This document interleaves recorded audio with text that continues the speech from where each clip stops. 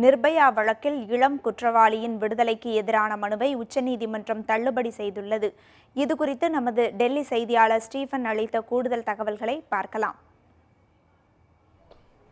நிர்பயா வழக்கில் தொடர்புடைய இளம் குற்றவாளியுடைய தண்டனையை நீட்டிக்க இயலாது என்று உச்சநீதிமன்றம் இன்றைக்கு உத்தரவு பிறப்பித்திருக்கிறது.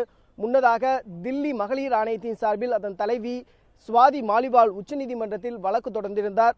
இந்த வழக்கை விசாரித்த நீதிபதிகள் ஏ.கே. கோயல் மற்றும் யு லலித் அடங்கிய அமர்வானது இளம் குற்றவாளியுடைய தண்டனை காலம் 3 வருடம் மட்டுமே. அவருடைய தண்டனையை தற்போது தடை விதிக்க முடியாது. காரணம் என்னவென்றால் சட்ட ரீதியாக அப்படி ஏதும் பிரிவுகள் கிடையாது.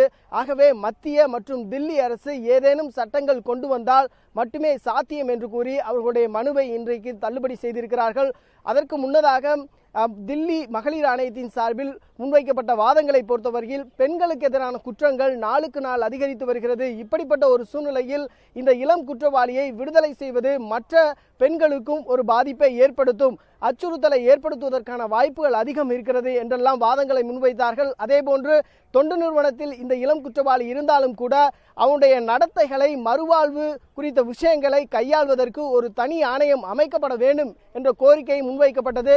இறுதியாக அனைத்தையும் நிராகரித்த உச்சநீதிமன்ற நீதிபதிகள் இந்த வழக்கை முழுவதுமாக தள்ளுபடி செய்து உத்தரவிட்டிருக்கின்றனர். நியூஸ் 7 தமிழ் செய்திகளுக்காக டெல்லியிலிருந்து ஒளிப்பதிவாளர் ரமகாந்துடன் ஸ்டீஃபன்.